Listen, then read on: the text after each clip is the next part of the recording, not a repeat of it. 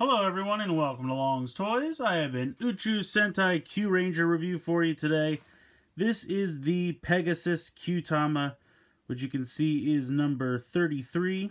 It's kind of funny the way the light hits. If I put it like that, you can see it perfectly. If I tilt it up, it disappears. It's like a magic trick. But it's a holofoil sticker. This was a campaign item in, I think it was April. Yeah, I would say it was early April. Basically, if you bought any of the roleplay toys, I believe like the Seiza Blaster or Q the Weapon, and I think some people even included the new cockpit set because it started the weekend that the cockpit set came out. But unfortunately, Hobby Link Japan did not participate, so I had to track one of these down on Mandarake, which is why I apologize. I'm a little late reviewing it. Because I did have to track one down. Luckily, Mandarake had one for not that bad. I paid for the faster shipping, and I think it was still like $18. That's including the shipping, so not fantastic, especially when I would have hoped to just gotten it free, but what are you going to do? But so this is number 33. As you can see, it is a holofoil sticker. Taking a look here on the bottom, there is the pin system. It says B17. I never really know what those numbers stand for, but the pins here are what work in the Seiza Blaster. So, number 33, you can see here is the Pegasus. If you do the slide, this is kind of the half filled in version, and then Mawa slide.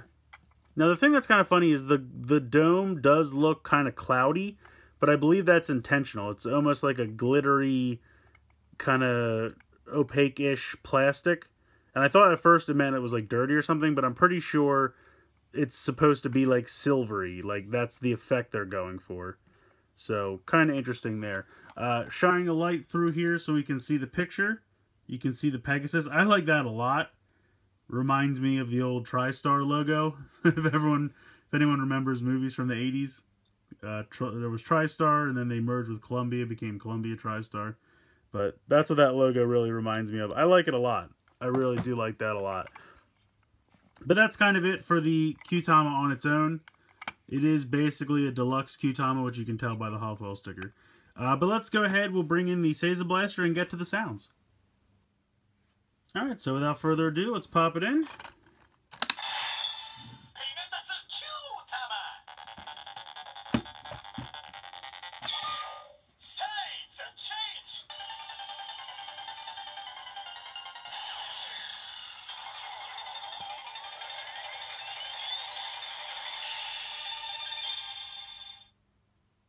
So, no name at the end because it's not one used to transform.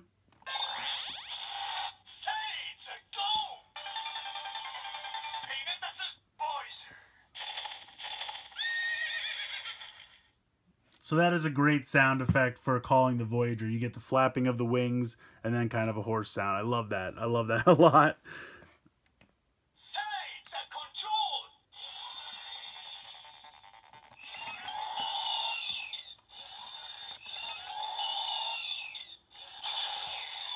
Unfortunately, the movement sound for the control function is very generic. It's kind of the default for what most of these have. I'm not going to bother with the docking sounds because they're always the same.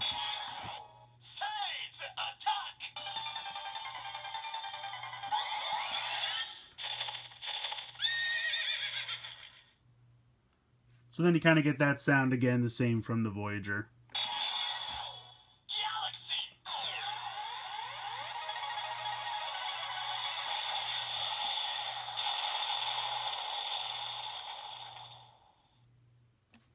So, nothing too fancy there.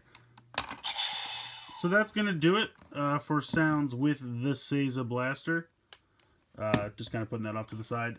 Final thoughts on the Kyutama. I think it's cool. I like it. If you got it for free, then obviously it's a great get. And it's fantastic in that capacity. But to have to hunt one down on your own, and like I said, I paid almost $20 after shipping and everything. It's kind of a bummer. I mean, don't get me wrong. It's, you know, it's a Kyutama. There's a nice picture. The sound effects are cool in the Seiza Blaster. You get the nice holofoil sticker. It's just like any other Kyutama in that respect. And like I said, the picture inside I really like. The globe is kind of that opaque-ish, sparkly effect going on.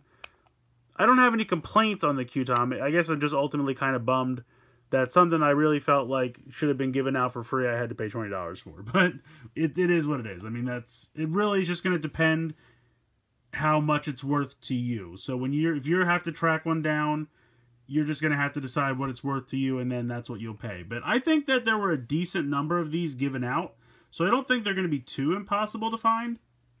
I actually see them on Mandarake fairly often, and they're usually somewhere in the area of 800 yen.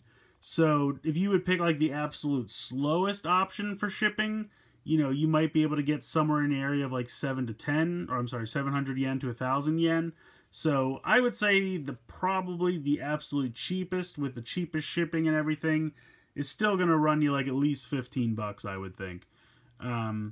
So it just kind of is what it is. It's really just if it's worth it to you. But I think it's a nice Kyutama. Like I said, I like the picture. I like the picture inside. Sticker's nice. Sound effects are cool. It's really just if it's worth it to you. If you're like me and you would love to try to collect all of these, then you're going to have to grab it. You're going to have to hunt it down. But if you're okay with letting it go because you weren't able to easily obtain one, you know, not a big deal. I don't think you'll miss it. I mean, yes, it's pretty prominent on the show, which is why I think it's weird that it wasn't a normal retail release and it was a promotional item. I don't know if they'll do it in a Gashapon or candy toy set later on. They might. I would assume then it'll have a flat sticker, but that's not really that big a deal in my opinion. Only time will tell as far as that goes, but I don't have any complaints about the Kyutama itself. I think it's a great Kyutama. I think it's a lot of fun. It's just going to be your mileage may vary as far as what it's worth to you and how much you're willing to pay to track this thing down. So let me know what you guys think in the comments below.